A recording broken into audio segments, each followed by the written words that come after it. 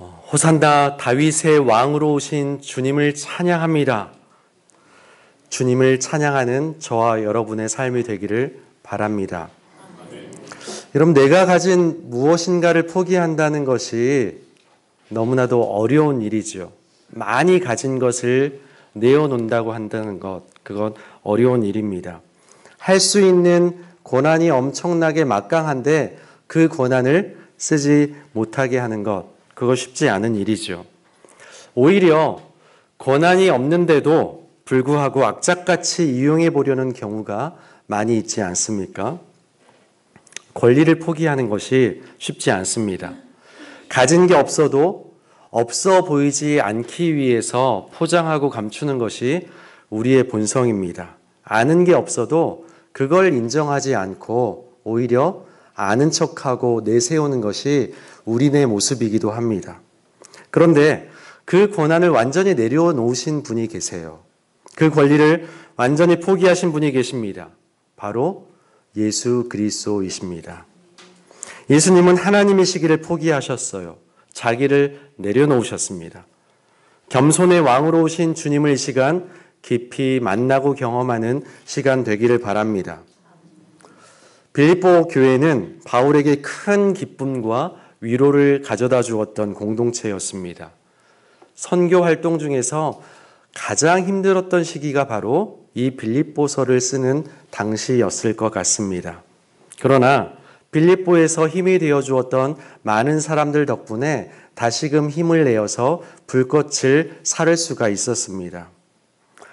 하지만 빌립보 교회 공동체에도 해결해야 될 어려움이 있었습니다. 더 나아져야 될 부분이 있었던 거죠. 안팎으로 그들에게 성숙을 촉구하는 도전이 있었습니다. 밖으로는 어떤 도전이 있었습니까?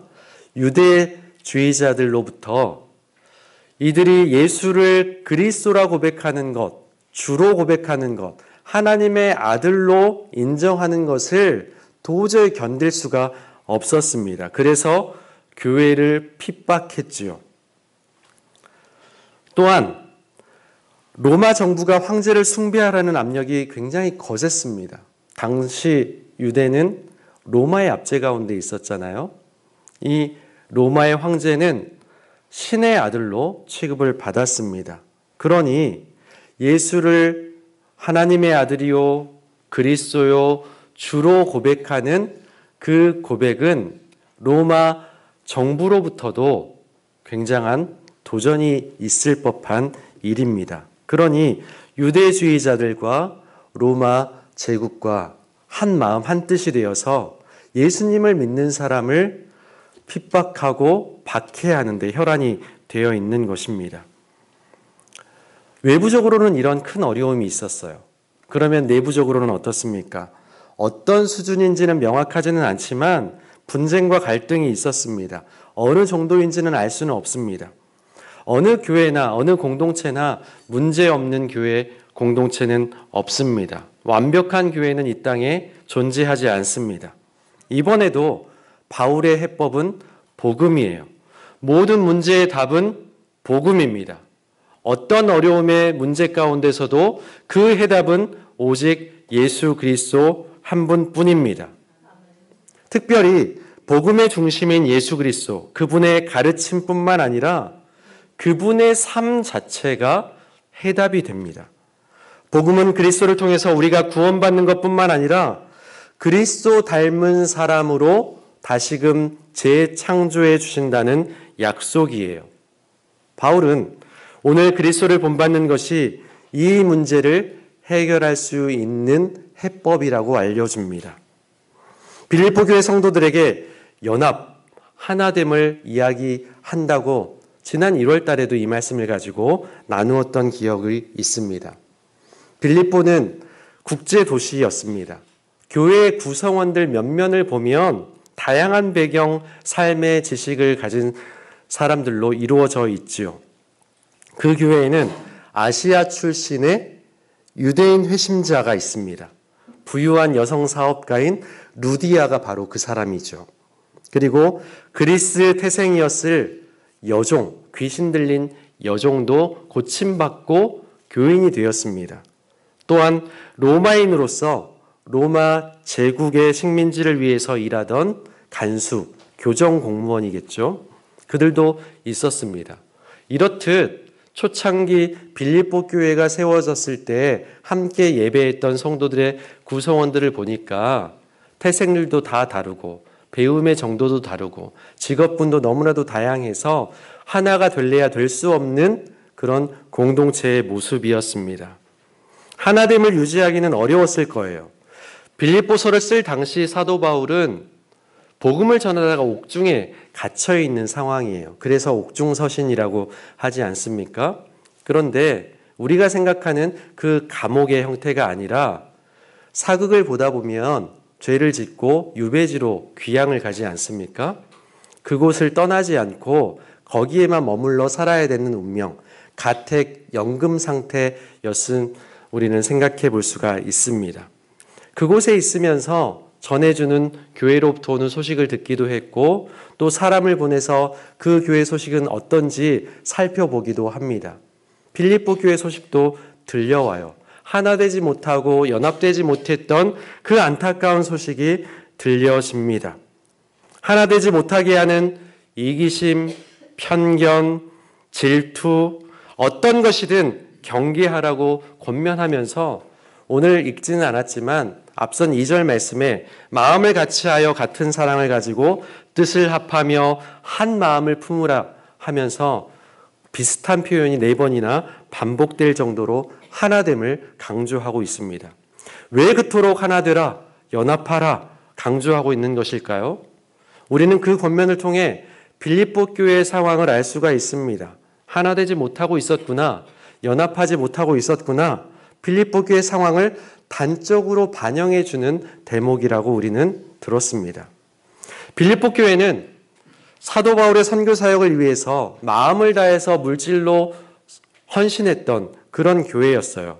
사장에 따르면 바울 사도가 특별히 요청하지도 않았는데 자발적인 마음으로 선교 헌금을 거두어서 바울 사도 선교 열심히 하시도록 그렇게 후원하고 또 기도했습니다. 물심양면으로 기도했어요. 거기에 대해서 감사를 표하고 있는 걸 보면 얼마나 선교에 열심을 내었는지 빌립보 교회, 하나님께서 얼마나 기뻐하시는 교회일까 우리는 생각해 볼 수가 있습니다. 여러분, 꽤 괜찮은 교회의 모습 아닙니까? 별로 문제가 없어 보이는 교회가 바로 빌립보 교회인 것 같습니다. 서신서를 읽다 보면 각 교회의 상황들을 우리는 만나게 되죠. 고린도 교회는 분파들이 나누어서 서로 그냥 물고 뜯고 싸우기 바쁩니다. 우상 제물을 어떻게 할까? 그리고 그 외에 여러 가지 문제들이 많이 있습니다. 그곳이 바로 고린도 교회였습니다. 골로새서를 읽다 보면은 이단의 위협에 놓여 있던 상태였음을 우리는 알 수가 있어요. 이렇듯 서신서마다 그 교회의 단면들, 상황들을 엿볼 수가 있는데 빌립보 교회는 괜찮아 보이지만 하나 되지 못하는 교회의 모습을 우리는 읽어볼 수가 있습니다. 하나님의 일을 최선으로 열심히 했던 교회였기에 그 가운데 때로 의견이 충돌하기도 하고 마음이 하나 되지 못하는 부분도 생기기 마련이라는 거죠. 그렇다면 하나 되기 위해서 연합함으로 하나님을 기쁘시게 하려면 어떻게 해야 하냐고 바울사도가 이야기를 합니까? 같은 사랑을 가지고 뜻을 합하고 한 마음을 품으라고 권면한 후에 마지막에 해법이 바로 이것입니다. 그리스도의 마음을 품으라. 뭐라고요? 그리스도의 마음을 품으라. 이렇게 권면해주고 있어요. 5절 말씀 우리 함께 봉독합니다. 너희 안에 이 마음을 품으라. 곧 그리스도 예수의 마음이니. 아멘.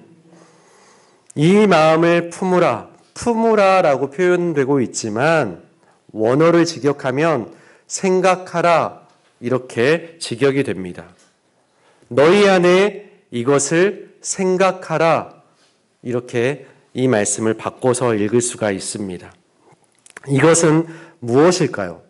바로 6절부터 11절까지 계속되고 있는 찬송시, 그리스도 찬미송으로 알려져 있는 노래입니다. 여러분, 이 찬송시는 빌립보 교회 성도들이 알고 있던 찬송시일까요? 처음 듣는 노래일까요? 아마도 알고 있었던 노래일 겁니다.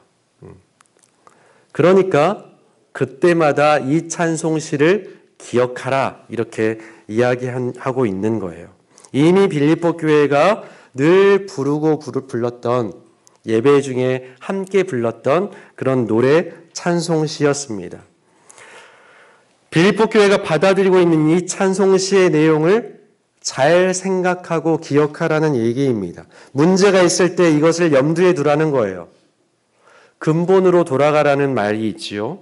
처음부터 다시 시작해 보라는 겁니다. 분쟁의 문제가 있을 때, 다툼의 문제가 있을 때, 그리고 우리 삶에도 여러 가지 문제가 있을 때, 그럴 때마다 이것을 생각해 보라는 것입니다. 우리는 예수님을 생각해야 합니다. 믿음의 주요 또 온전케 하신 이인 예수를 바라보아야 합니다. 예수님은 근본 하나님의 본체라고 이야기해요. 하나님의 본체가 무엇입니까? 하나님 그 자체라는 얘기예요. 하나님이시라는 얘기입니다. 예수님은 하나님이세요. 그런데 이 찬송시는 예수님이 하나님이라는 것에 주목할 뿐만 아니라 더 나아가서 어떻게 사셨는지 그 행동에 집중하고 있습니다. 예수님은 하나님의 모습을 지니셨지만 하나님과 동등됨을 취하지 않으셨어요. 하나님이시기를 포기하셨다는 거예요. 자기를 비우셨어요. 종의 형체를 가지셨습니다. 사람들과 같이 되셨다는 말씀입니다. 예수 그리스도는 모든 것 위에 뛰어나신 분이시며 만왕의 왕 하나님이시지만 그걸 내려놓으세요. 다 포기하셨습니다. 여러분, 한순간에 나락으로 떨어진 사람들 보셨습니까? 혹시 여러분의 인생이 그런 인생이었습니까? 그러면 쉽게 그것을 받아들이지 못하지요. 내가 왜 갑자기 이렇게 됐을까? 비관하기도 합니다. 그런데 예수 그리스도는 자발적으로 그걸 다 내려놓으셨어요. 무소불위의 권력자가 이제는 자기 힘으로 할 수 있는 것이 아무것도 없는 상태가 된 것에 이것을 빗대어서 생각해 볼 수 있을까요? 모든 것을 다 가진 자가 아무것도 없는 상태가 되는 것이라고 생각해 볼 수가 있을까요? 그것과 비교될 수가 없죠. 왜냐하면 그래도 사람의 그 본성은 사라지지 않는 일이니까요. 그런데 하나님이신 예수님은 하나님을 비우시고 거기에 종의 형체 인간의 몸으로 오셨습니다. 존재 자체가 달라지신 것입니다. 자신이 직접 만드신 사람의 모양으로 오셨어요. 창조주가 피조물로 오신 것입니다. 예수님의 낮아지심은 단순히 겸손이라는 단어로 표현할 수 있는 그것이 아니에요. 완전히 비워내셨습니다. 이스라엘 백성들은 예수님이 예루살렘에 입성하는 순간 정치적인 구원이 일어날 것이라고 생각했을 겁니다. 그래서 종려나무 가지를 흔들면서 만왕의 왕으로 오신 주님, 개선 장군에 맞이하는 듯한 그런 모습으로 열렬히 환호했을 거예요. 열광적인 반응이었습니다. 정치적인 해방자를 원했어요. 하지만 예수님은 죄와 사망으로부터 우리를 구원해 주시기 위해서 예루살렘으로 겸손의 왕으로 나귀 새끼를 타시고 들어가십니다. 죽으러 가시는 거예요. 범죄자가 받는 십자가 형벌의 죽음을 감당하러 가시는 겁니다. 나무에 달린 자마다 저주받은 자라고 했잖아요. 저주받은 죽음의 길을 향해 가신 것입니다. 죽음으로 복종하셨고 또 전부를 내어드림으로 구원을 이루어 주셨어요. 주님의 흘리신 피로 우리의 모든 죄가 씻겨졌고 찢기신 살로 인해서 새 생명으로 덧입게 되었습니다. 영원히 죽었던 우리를 십자가의 그 사랑과 은혜로 구원해 주셨어요. 빌립보 교회를 향해 분쟁이 있을 때, 갈등이 있을 때, 예수 그리스도의 마음을 품으라고 하는 것, 주님을 늘 생각하라고 하는 것, 그것을 우리가 이 시간 다시 새겨보아야 합니다. 나를 비우지 못해 타인이 들어설 공간이 없습니까? 그러니 갈등과 반목과 시기가 가득한 공동체가 되는 것입니다. 빌립보 교회가 그랬죠. 바울은 예수를 배우라고 합니다. 하나님이신 분이 자신을 비워 종의 형체를 가지고 사람이 되신 그것을 배우라 하십니다. 사람을 구원하기 위해, 사람과 소통하기 위해 자신을 비우신 그 비움을 배우라고 합니다. 우리는 예수님의 마음을 생각해야 해요. 비운 것도 부족해서 자신을 낮추셨죠. 하늘 영광 권세를 다 포기하셨습니다. 하나님의 아들로서의 권리도 내려놓으셨습니다.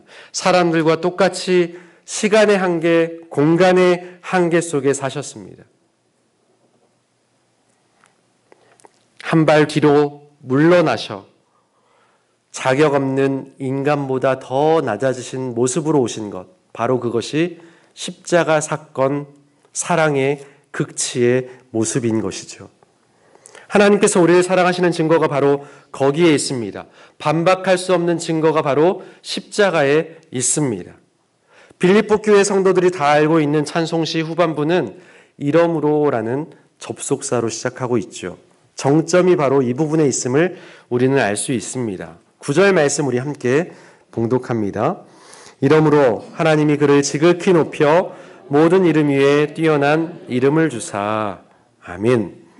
그리스도 찬미시는 예수님의 낮추심, 순종, 비워내심으로 끝나지 않습니다. 죽음으로 마무리되지 않습니다. 스스로 낮추신 예수님을 하나님이 지극히 높여주세요. 모든 이름 위에 뛰어난 이름을 주셨어요. 이 세상 존재하는 모든 것보다 높이셔서 그들의 입으로 예수를 유일한 통치자, 주님으로 고백하게 만드셨습니다. 온전한 순종으로 모든 것을 이루신 아들을 아버지께서는 지극히 높은 자리로 올려주세요. 주님은 낮은 자리에서도 주님께 영광 돌릴 뿐만 아니라 높아진 그 자리에서도, 하나님께서 올려놓으신 그 자리에서도 하나님께만 영광을 돌립니다. 우리는 자기를 낮추신 예수님도 우리의 믿음의 본보기가 되어야 되고, 또 지극히 높임을 받으신 예수님 그 분에게서도 믿음의 본보기를 삼아야 합니다. 그러므로 스스로 높아지려고 하지 말고 하나님 앞에서 자신을 낮추며 더욱 순종하십시다. 더 비울 것 없고 더 버릴 것 없고 더 낮아질 곳이 없을 만큼 철저하게 순종하신 사랑하는 아들 예수님을 더 올라갈 것 없이 높은 곳에 이르게 하신 것을 기억하시기 바랍니다.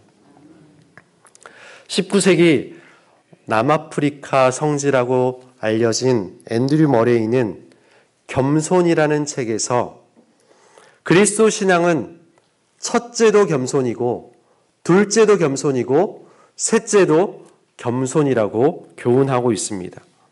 그만큼 그리스도인이 반드시 갖추어야 하는 덕목이 바로 겸손이라고 알려주세요.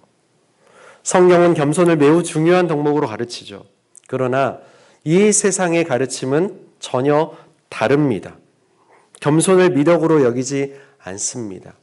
요즘은 자기 드러내고 자기를 자랑하고 자기를 PR하고 어떻게 해서든지 자기의 개성을 돋보여야 되고 또 나타내야 되는 시대가 되었습니다. 그러므로 겸손과는 맞지 않는 시대를 살아가고 있는 것 같아요. 그런데 예수님 끊임없이 겸손의 본을 우리에게 보여주셨고 하나님은 우리에게 겸손의 삶을 살아가라고 하십니다. 그런데 그 겸손은 자기 연민에 빠지는 것이 아니라 비굴함이 아니라 자기 완전하신 비하가 아니라 온전히 하나님의 사랑으로 가득 차는 것을 말합니다. 하나님은 겸손한 자에게 은혜를 주시고 높여 주실 것입니다. 이것이 바로 겸손이 가져다주는 놀라운 유익입니다. 예수님을 본받는 삶, 그것이 복음에 합당한 삶, 하나님의 말씀에 순종하는 삶입니다. 그리스도의 버려지심과 낮아지심 그리고 순종의 삶은 우리 공동체가 하나 되게 할 뿐만 아니라 각자 고난 앞에서 이겨나아갈 수 있게 하는 힘이 될 줄로 믿습니다. 주님을 닮아 하나님께 겸손하게 순종하는 것, 그것이 복음에 합당한 삶입니다. 기도하겠습니다. 하나님, 주님께서 하나님이시지만 종의 형체로 이 땅에 오셔서 자기를 비워내시고 우리를 구원해 주시기 위해 십자가에 달리신 그 은혜를 기억합니다. 어떠한 순간을 맞을 때마다, 억울한 순간을 맞을 때마다, 고난의 순간을 당할 때마다 겸손의 왕으로 오신 주님을 잊지 않게 하여 주시고 주님의 삶을 기억하며 본받게 하여 주시옵소서. 주님께서 우리를 높여주실 것을 소망하며 승리하며 살아갈 수 있도록 인도하여 주옵소서. 예수님의 이름으로 기도합니다. 아멘.